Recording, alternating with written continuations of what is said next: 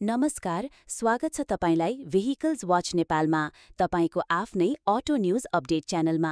आज हामी कुरा गर्दैछौं BYDको नयाँ गेम चेन्जर प्रविधि जुनले तपाईंको कारलाई मात्र 5 मिनेटमा 400 किलोमिटर चार्ज गर्छ। हो, तपाईंले सही सुन्नुभयो।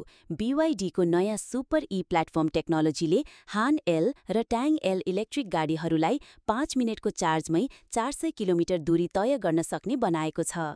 यसमा प्रयोग भएको छ मेगावाट चार्जिङ सिस्टम जसले दिन्छ 1000 किलोवाट पावर। यो टेस्लाको सुपर चार्जर भन्दा पनि दोब्बर छिटो।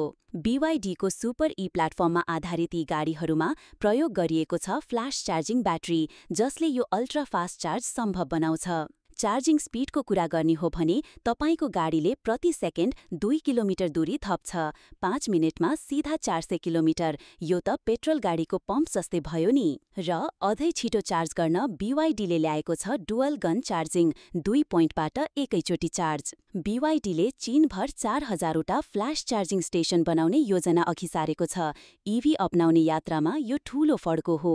BYDको यो प्रविधिले रेन्ज एन्जाइटीलाई अतीतको कुरा बनाउने लक्ष्य राखेको छ र हामी निश्चिन्त छौं। हान एल र ट्याङ मोडलहरूले EV दुनियाँमा नयाँ मापदण्ड सेट गर्नेछन्। भोलिको प्रविधि आजै जान्नको लागि हाम्रो च्यानल भेहिकल्स वाच नेपाललाई सब्स्क्राइब गर्न नबिर्सनुहोस्। अर्को EV अपडेटमा फेरि भेटौँला।